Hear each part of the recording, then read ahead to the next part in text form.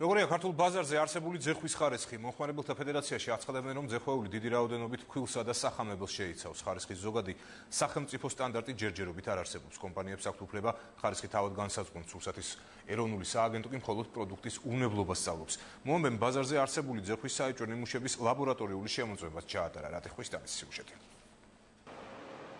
კომპანიებისგან ძეხვის დამზადების პროცესის გადაღების ნებართვის მოპოვება საკმაოდ რთული აღმოჩნდა. ამიტომ ჩვენ კადრები ინტერნეტიდან ავიღეთ. ეს ძეხვეულის ერთ-ერთი უცხოური საწარმოა. გაურკვეველ ფხვნილს დიდ ქვაბში ყრიან. ხორცი კი უკვე პროცესის ბოლოს ჩნდება.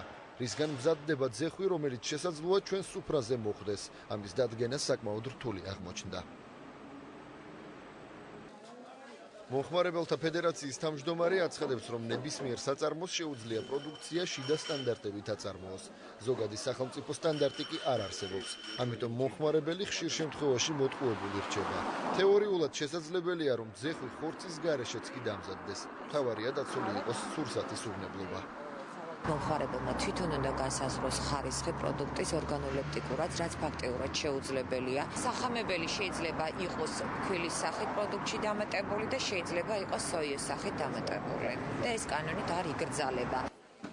იმის დასადგენად არის თუ არა ძეხვში ფქვილი ან სხვა სახამებელი, რომელიც ეტიკეტზე მითითებული როგორც წესი არ არის, ჩვენ საეჭვო ნიმუშები ძეხვეულის საბითუმო ბაზარზე შევიძინეთ და თბილისში არსებულ ერთ-ერთ ლაბორატორიაში შემოწმებაზე მივიტანეთ.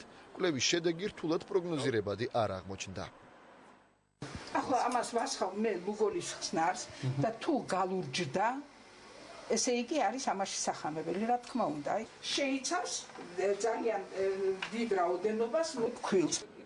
სურსათის ეროვნულ სააგენტოში აცხადებენ, რომ მათი საქმიანობა პროდუქტის უვნებლობის შემოწმებაა. ხარისხი კი კომპანიამ თვითონ უნდა განსაზღვროს. ექსპერტები ამბობენ, რომ საქართველოში ხორცპროდუქტების საწარმოების უმრავლესობას საკუთარი ლაბორატორია უბრალოდ არ გააჩნია. შესაბამისად, ხარისხის კონტროლის წარმოება ხშირ შემთხვევაში არ ხდება. სურსათის ეროვნული სააგენტო პასუხისმგებელია, რომ მომხმარებელს მიეწოდოს უვნებელი სურსათი. რაც შეეხება ხარისხს, მეწარმეს შეუძლია აწარმოოს ნებისმიერი ხარისხის სურსათი, უბრალოდ მომხმარებელი უნდა იყოს მიინფორმირებული, ეტიკეტზე მიუთითოს, რა ხარისხის პროდუქციას აწარმოებს ის. დღემდე გრძელდება გეგმიური ინსპექტირებები რამდენიმე საწარმოში, ერთ-ერთი საწარმო დაჯარიმდა. არაფრით არ შეიძლება მეწარმეს, რომელიც აწარმოებს პროდუქტს, ხორც პროდუქტებს, ნებისმიერ პროდუქტს, საკვე პროდუქტს, არ ქონდეს თავისი ლაბორატორია.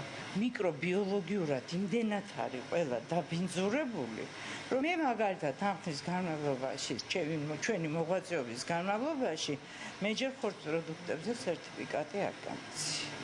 ძეხვის ხარისხის შემოწმება სახლის პირობებში ფაქტიურად შეუძლებელია. ხარისხის გამსაზღვრელი კანონი კი ჯერჯერობით არ არსებობს. საკანონმდებლო ცვლილებებამდე ძეხვის ხარისხი მხოლოდ მწარმოებლის სინდისზეა დამოკიდებული.